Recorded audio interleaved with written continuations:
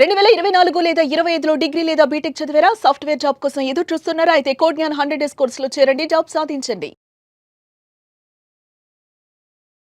నమస్తే welcome to Suman TV. ప్రస్తుతం మనతో పాటు హైకోర్టు అడ్వకేట్ నాగేశ్వరరావు గారు ఉన్నారు. వారితో మాట్లాడదాం. నాగేశ్వరరావు గారు నమస్కారం సార్.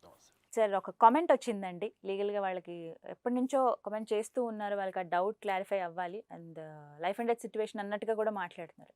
ఏంటి వాళ్ళ సమస్య అని అంటే ఒక అమ్మాయి తను చదువుకుంటోంది, స్టేట్స్లో చదువుకుంటోంది. వాళ్ళ బ్రదర్, వాళ్ళ అన్నయ్య వదిన మధ్య డిఫరెన్స్ వచ్చింది. సో వాళ్ళు డివోర్స్ తీసుకోవడానికి అంగీకరించుకున్నారు. కానీ ఈలోపు చాలా ఇష్యూస్, అంటే తనని మెంటల్గా ఫిజికల్గా చాలా టార్చర్ చేశారని చెప్పి వాళ్ళ ఫ్యామిలీ మెంబర్స్ అందరి మీద, అత్తగారింటి అందరిపైన ఆ కోడలు కేసు పెట్టింది.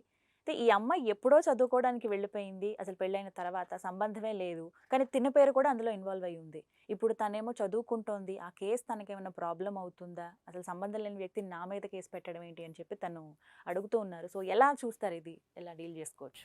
మీరు చెప్పింది నాకు తెలిసి 498 సెక్షన్ గురించి ఓకే. మీరు వాళ్ళు అడుగుంటారు బహుశా. యా. ఇప్పుడే మనకు జనరల్ ఏంటంటే ప్రతి కుటుంబంలో మనకి ఇప్పుడు మారుతున్న సామాజిక పరిస్థితులకు అనుగుణంగా ఈ 498 కేసులు అంటే బాగా పెరిగిపోయినాయి. అవునండి, చాలా విపరీతంగా త్వరగా చూస్తున్నాం. పెరిగిపోయినాయి అవి.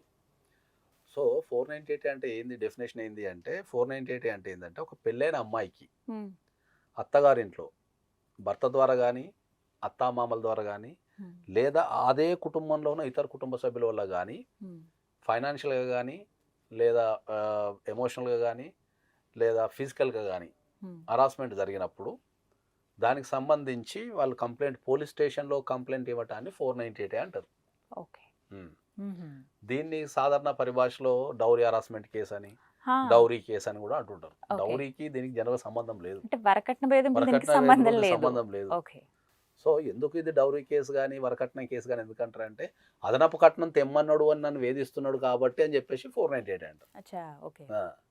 జనరల్గా 498 అంటే అమ్మాయిని ఫైనాన్స్ పరంగా కానీ మానసికంగా కానీ శారీరకంగా హింసించడానికి 498 అంటారు. సో ఇది ఎప్పుడైతే దీంట్లో మెయిన్ ఒక ప్రాబ్లం ఏముంది అంటే దీంట్లో ఇప్పుడు ఒక కుటుంబం ఉంది, ఆ కుటుంబంలో ఒక 5 ఉన్నారు. ఈ అమ్మాయి పోయి అక్కడ చేరింది అనుకుందాం. చేరంగానే ఏదో ఇద్దరి మధ్యలో భార్యాభర్తల మధ్యలో డిస్ప్యూట్ రావచ్చు, లేదా అత్త కొడల మధ్యలో డిస్ప్యూట్ రావచ్చు. ఏదో ఒక డిస్ప్యూట్ వచ్చినప్పుడు అమ్మాయిలు ఏం చేస్తారు అంటే ఇంట్లో ఉన్న అందరి పేర్లు పెట్టేస్తారు. అవును సార్, ఇప్పుడు అలాగే ఇంట్లో ఉన్న అందరి జరిగింది పేర్లు. ఇష్యూలు కూడా. ఒక్కొక్క ఎఫ్ఐఆర్లో 5 కుటుంబ సభ్యులు, 8 మంది, 9 మంది, 10 మంది, ఓకే, వాళ్ళకి సంబంధం ఉన్నా కొంతమంది లేకపోయినా. పెళ్లికి రాకున్నా కూడా వాళ్ళు ఫారిన్లో ఉన్నా కూడా వాళ్ళ పేర్లు కూడా పెడుతుంటారు. కొంతమంది పెళ్లి చేసుకుని వెళ్ళిపోయిన వాళ్ళ పేర్లు పెడుతుంటారు. సో ఆ కుటుంబంలో ఎవరెవరు ఎక్కడెక్కడో ఉన్నా కూడా వాళ్ళందరి పేర్లు పెట్టేస్తుంటారు. అది. సో ఇక్కడ మరి మనం 2 విషయాలు గమనిస్తే ఏమవుతుంది అంటే మరి ఒక కుటుంబంలో ఉన్న సభ్యులందరూ హరాస్మెంట్ చేసి అందరూ చెడ్డవాళ్ళేనా అంటే ఆ కుటుంబంలో మంచి వాళ్ళు అనేటోళ్ళే లేరా ఇక అది అనేది ఒక క్వశ్చన్, అది సామాజిక పరంగా. సో మనం టెక్నికల్గా మాట్లాడితే ఏమవుతుంది, జనరల్గా ఎక్కడైనా ఒక 498 కేసు పడ్డప్పుడు ఇతరు సంబంధం లేని వ్యక్తుల మీద పేర్లు పెడతారు జనరల్గా. అంటే పెళ్లి చేసుకుని ఎప్పుడో వెళ్ళిపోయిన వాళ్ళ పేర్లు కానీ, వాళ్ళ మొగుళ్ళ పేర్లు కానీ, వాళ్ళ భార్యల పేర్లు కానీ, లేకపోతే ఎక్కడో అమెరికాలో ఉన్న వాళ్ళ పేర్లు కానీ, విదేశాలలో ఉన్న పేర్లు కానీ పెడుతుంటారు జనరల్గా. సో పెట్టినప్పుడు ఏమవుతుంది అంటే వాళ్ళకు ప్రాసెస్ చాలా మందికి తెలియక దానివల్ల ఏం చేస్తుంటారు అంటే ఆ పేర్లు అట్నే ఉండిపోతుంటాయి. ఇప్పుడు కామెంట్ చేసిన వాళ్ళ క్వశ్చన్ కూడా అదే సార్, ఏం చేయాలని అడుగుతున్నారు. ఉండిపోయి వాళ్ళకి అర్థం కాక, సరైన ఎక్స్పర్ట్ లీగల్ నాలెడ్జ్ లేక దాంతో వాళ్ళు చాలా ఇబ్బందులు పడి, వాళ్ళకి షార్ట్ షీట్లో పేరు పడి, తర్వాత ఎల్ఓసి రిలీజ్ అయిపోయి వాళ్ళకి పాస్పోర్ట్లు రెన్యువల్ కాక, వాళ్ళు ఇండియా రాలేక వచ్చిన రకరకాల ప్రాబ్లమ్స్ ఉండిపోతారు.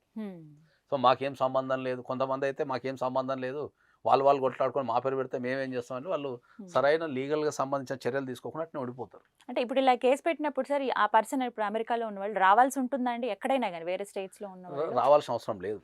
ఓకే. ఎందుకంటే ఇప్పుడున్న పరిస్థితుల్లో ఏం చేస్తున్నారంటే ఎవరైనా అమెరికాలో ఉన్నా ఎక్కడున్నా కూడా ఏంటంటే ఇప్పుడు మనకు 41 ACRPC నోటీస్ ఒకటి ఉంది.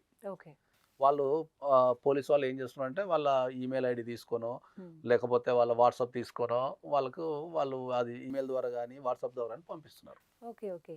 ఇది పంపించినప్పుడు ఏం చేస్తున్నారంటే చాలా మంది పంపించినప్పుడు తీసుకొని సపదాకు ఉంటున్నారు తప్ప అక్కడ లీగల్ గా తీసుకోవాల్సిన చర్యలు తీసుకోవడానికి వాళ్ళ పేరు తీసేయడానికి. దాని గురించి మాట్లాడదాం సార్. అంటే ఇది ఇక్కడ ఇంకొక డౌట్ ఏంటంటే అరెస్ట్ చేసే అవకాశం ఉంటుందా, అసలు అలాంటి స్కోప్? 498లో అరెస్ట్ చేసే అవకాశం లేదు. ఉండదు. ఎప్పటిదాకా అంటే జనరల్గా ఏంటంటే చట్టంలో అప్ టు 7 years శిక్షలు పడే సెక్షన్లు ఉన్నంత వరకు అరెస్ట్ చేసే అవకాశం లేదు. కానీ ఆ వ్యక్తి పారిపోతాడు, దేశాన్ని వదిలిపెట్టి పారిపోతాడు, లేకపోతే సాక్షుల్ని మాయం చేసే సాక్ష్యాధారులను మాయం చేసే అవకాశం ఉంది, సాక్షుల్ని బెదిరించే అవకాశం ఉంది అని ఇన్వెస్టిగేషన్ ఆఫీసర్ కనుక ఫీల్ అయితే అరెస్ట్ చేసే అధికారం ఉంటుంది. సో అప్పుడు అప్పుడు అరెస్ట్ చేసే అధికారం ఉంటుంది. కొన్ని సందర్భాలలో వాళ్ళు ఫారిన్ లో ఉండి వీళ్ళు ఇన్వెస్టిగేషన్ పిలిచినప్పుడు రాకున్నా కూడా వీళ్ళు ఎల్ఓసి రిలీజ్ చేసి అరెస్ట్ చేసే అధికారం కూడా ఉంటుంది. ఓకే. సో వాళ్ళ ఇన్వెస్టిగేషన్ పిలుస్తారా సార్? వాళ్ళు పిలిచే అవకాశం ఉంటుంది. పిలిచినప్పుడు కంపల్సరీ రావాలా. సో ఎప్పుడైతే నీకు 41 ఏ సిఆర్పిసి నోటీస్ ఇస్తారో దానికి మీరు డీటెయిల్డ్ గా ఎక్స్ప్లెనేషన్ అనేది ఇవ్వాలా. ఎప్పుడైతే ఎవరు ఇవ్వరు, నోటీస్ తీసేసుకుని మాకు సంబంధం లేదు కదా అని మాకు సంబంధం ఊరుకుంటారు. లేనటము, లేకపోతే మధ్యవర్తులు కానీ లేకపోతే కొంతమంది ఏం చేస్తారంటే మీకు సంబంధం లేదు కదా ఆ పెడితే పెట్టుకొని కోర్టులో చూసుకుందామని అంటారు. డే 1 నుంచే దాన్ని కనుక ప్రాసెస్ కరెక్ట్గా చేయగలిగితే ఒకటి రిప్లైకి డీటెయిల్గా రిప్లై ఇస్తూ ఏమని ఇవ్వాలి సార్ రిప్లై? ఇప్పుడు అక్కడ ఉన్న ఫ్యాక్ట్స్ని బట్టి వాళ్ళు ఏవైతే మన మీద ఆరోపణలు చేశారో వాటికి నాకు సంబంధం లేదు అని చెప్తూ డీటెయిల్డ్గా మనం రిప్లై ఇస్తూ తర్వాత దాంట్లో ఉన్న టర్మ్స్ అండ్ కండిషన్స్ అన్ని ఎక్స్ప్లెయిన్ చేస్తూ నేను కంపల్సరీ ఇవన్నీ పాటిస్తా నేను అని చెప్పేసి రాస్తే పేర్లు తీసేసే అవకాశాలు చాలా ఎక్కువ ఉంటాయి. ఒకవేళ శిక్షల దాకా వెళ్తే ఎలాంటి శిక్షలు ఉంటాయి సార్? ఇవి 498 కనుక ఎప్పుడన్నా శిక్ష కనుక రుజువు అయితే అప్ టు 3 years వరకు శిక్ష చేసే అవకాశం ఉంటుంది. 3 సంవత్సరాల వరకు శిక్ష చేసే అవకాశం ఉంటుంది. మేల్ ఆర్ ఫీమేల్ ఎవరైనా 498 అక్యూజ్డ్ ఎవరున్నా కూడా వేసే అవకాశం ఉంటుంది.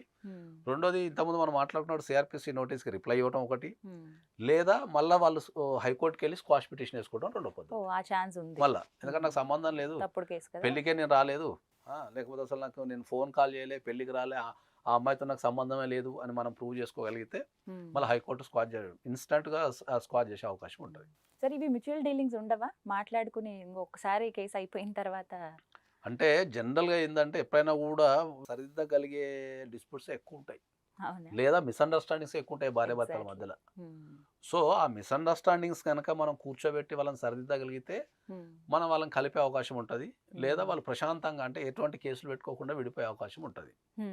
So instead of these things ఏమైతే అంటే వీళ్ళు కలపడం కంటే కొట్టడం కంటే వాళ్ళ మీద వీళ్ళ చాడీలు వీళ్ళ మీద వాళ్ళ చాడీలు ఈ పక్కింటి వాళ్ళ చాడీలు చెప్పుకొని ఇదే పెద్దగా అయిపోయి వాళ్ళకి గర్జ అంతా పెరిగిపోయి అది జరుగుతున్న పరిస్థితి ఏర్పడుతుంటుంది. ఉదాహరణకి ఇప్పుడు ఫారెన్ లో ఉన్నారు కాబట్టి అంటే ఇది ఇండియాకి వర్తించింది కదా సార్, ఇక్కడ జ్యుడిషియల్ సిస్టమ్కి సంబంధించింది. మరి అక్కడ జ్యుడిషియల్ సిస్టమ్ అంటూ ఉంటుంది, అక్కడ వాళ్ళు సవాల్ చేసే ఛాన్స్ ఉంటుందా? ఇప్పుడు నేను వేరే కంట్రీలో ఉన్నాను నాకు సంబంధం లేదు అని చెప్పే అవకాశం ఉంటుందా? ఇప్పుడు వేరే కంట్రీలో ఉంటున్నా అంటే కేసు ఇండియాలో పెట్టారు కాబట్టి నువ్వు ఏ కంట్రీలో ఉన్నా నువ్వు ఇండియన్ వ్యక్తివే కాబట్టి అకార్డింగ్ టు ఇండియన్ సెక్షన్స్ ప్రకారమే నువ్వు యాక్ట్ చేయాల్సి వస్తుంది. ఇప్పుడు అమెరికాలో అక్కడ కేసు పెడితే మళ్ళీ అక్కడ చట్టాలు వర్తిస్తాయి. మళ్ళీ అక్కడ ఇప్పుడు చట్టం అనేది భూగోళాన్ని బట్టే ఉంటుంది.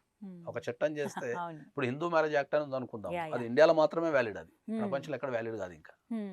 అది అట్లా చాలా మంది తెలియక ఏం చేస్తారంటే అమెరికాలో ఇక్కడ పెళ్లి చేసుకుంటారు, ఇక్కడ పాస్పోర్ట్లు ఉంటాయి, పోయి అమెరికాలో డైవర్స్ తీసుకుంటారు.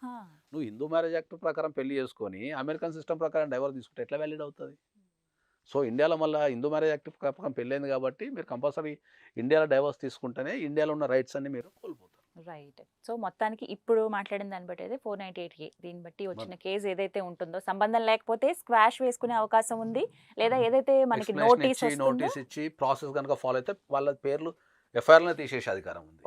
అది స్క్వాష్ పరంగా.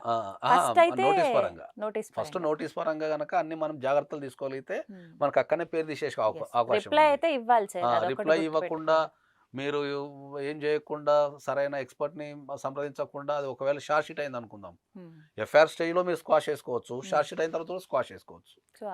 ఈ రెండు కాకుండా మళ్ళీ లోయర్ కోర్టులో డిశ్చార్జ్ అని కూడా వేసుకోవచ్చు. ఇవన్నీ పేర్లు తీసేస్తానికి ఇన్ని ప్రొవిజన్స్ ఉంటాయి. చాలా మంది ఏం చేస్తుంటే ఈ ప్రొవిజన్స్ అర్థం కాకుండా డైలీ కోర్టుకు పోయి తిరిగి మళ్ళీ కోర్టు మీద బ్లేమ్ చేయడము, టైం వేస్ట్ చేసుకోవడం అంతా చేస్తుంటారు.